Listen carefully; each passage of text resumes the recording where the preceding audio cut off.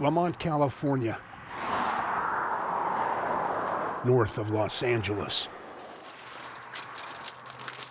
Just before 6 in the morning, grape pickers already at work, along with 1 million other farm workers starting their day in the fields here in California's Central Valley. They are the main suppliers of food to Americans, driving America's economy. But many now say they are working in fear. Some fields now empty, with many workers too afraid to show up for work. After federal immigration agents began raiding farms and detaining workers who don't have legal documentation to be here.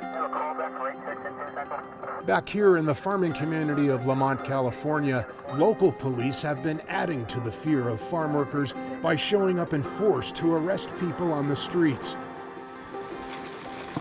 Most farm workers in these fields don't have legal documents to work here, but American farm owners knowingly hire them anyway because they are cheap labor, making less than $10 an hour, a job few American citizens will do. This foreman we met here, who's in charge of this crew of grape pickers, confirms that most of them are undocumented and they fear they'll be deported because they don't have legal papers to be here. Más que no hay. Hay más gente que no tiene papeles. Mucho problema. Vienen con miedo, temor de no regresar a casa. Si usted fuera un inmigrante sin papeles, ¿cómo se sentiría? ¿Seguro o inseguro? ¿Cómo? Hay estrés. Es lo mismo, personas es lo mismo. Pero ellos son muy importantes para comidas en América. Pero el gobierno no entiende eso. El gobierno no entiende eso. Ya ve, gente que nada más viene a trabajar, no hace problemas de nada a nadie. Machín. Eso. Some constantly looking up at the highway next to this field, fearing that immigration agents will be showing up any minute to take them away. Some workers here have agreed to talk to us if we don't reveal their names, like this single mother who's been working here to support 3 children. Muchas personas han dejado de venir a trabajar por el miedo de que los separen de sus familias, pero hay personas que no tenemos otra opción más de venir a trabajar y seguir pagando nuestros biles y tratar de hacer lo mejor que podamos para estar seguros. ¿Tienes papeles? No. Pero es el sacrificio que tenemos que hacer, salir, aunque no sabemos si podamos regresar a nuestros hogares, pero debemos seguir haciendo todo lo mejor para nuestra familia.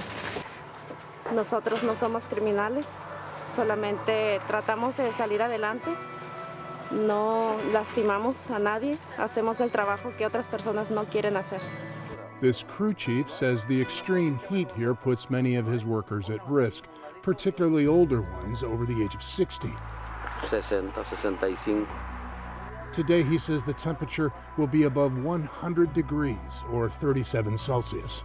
Como esta semana puede subir como a 104, 105. Está muy caliente. This woman says picking grapes is all she knows, that she's been doing it for more than 20 years now. Pues nos levantamos con muchas ganas, pero también tenemos miedo de la que nos vaya a llevar la migra. ¿Cuánto ganas, por ejemplo, en un día diario, mes? Por mes, como 2,000 y algo. Pero, $2,000. Ajá. ¿Y cuánto cuesta el rent de la casa? La renta, pues como 1,500 a 2,000 las rentas. Entonces necesita otra gente en su familia, trabajan, ¿sí? Sí. Eres mamá y abuela. Mamá y papá y abuela. Tengo 2 de 3 años y uno de 1 año. 3 nietos. Sí, pues estoy feliz con mi nieto, estoy trabajando para ayudarlos a ellos. We have a great feeling for the farmer and for others in the same position, and we're going to give them responsibility for people, and we're going to have a system of signing them up so they don't have to go. They can be here legally. They can pay taxes and everything else. They're not getting citizenship, but they get other things. And the farmers need them to do the work. Without those people, you're not going to be able to run your farm.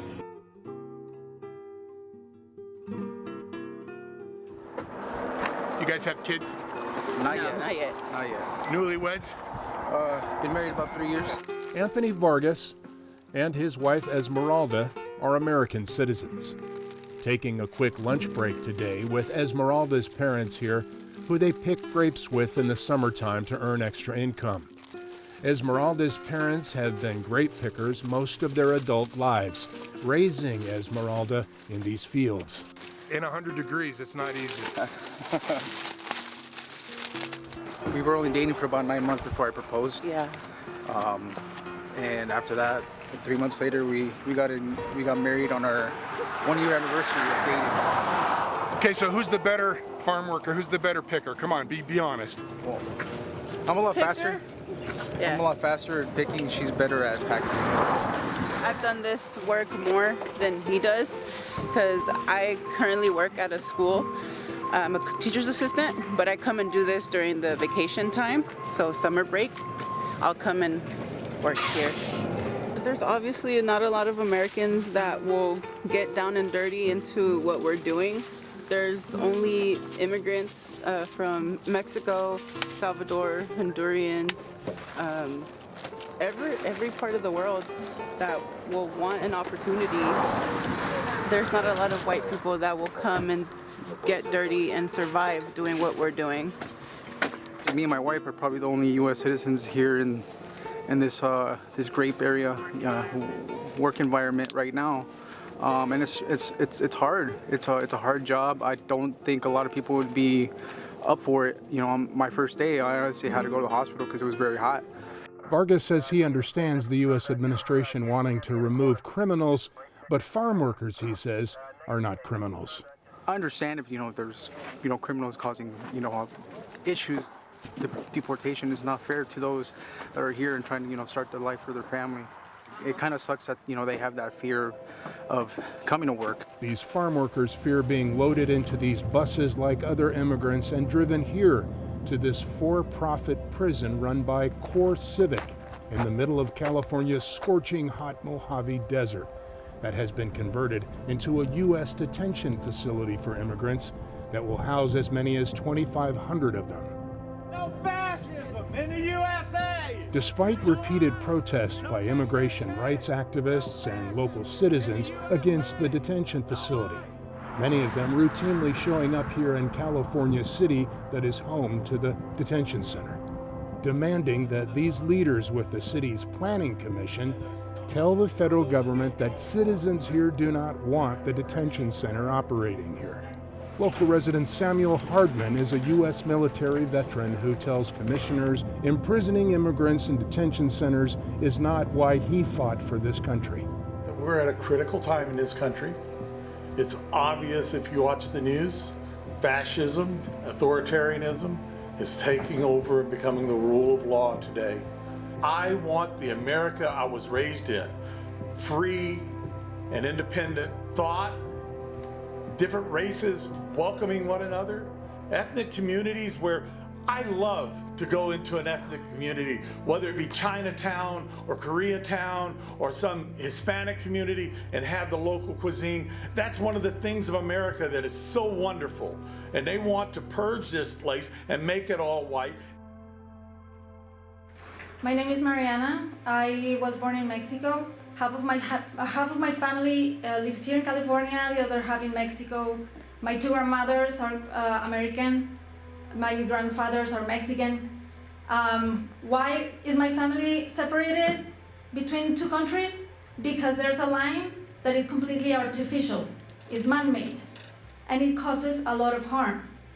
Migration is a human right, and is in the nature of humans. We have always migrated, always, since the beginning of times. It's just the human nature. The commissioners are unaware of who else is here this evening, none other than the legendary labor leader Dolores Huerta. Hello, commissioners. My name is Dolores Huerta. Seen here with fellow labor leader Cesar Chavez in the 1960s when they organized the first farm workers strike that dramatically improved pay and working conditions for immigrant farm workers. Stop the detention center in California City. We do not need that reputation here. Huerta is appalled, she says, at how the country seems to be going backwards when it comes to civil rights. We know that we are in a moment in time right now that we had never expected to see in the United States of America.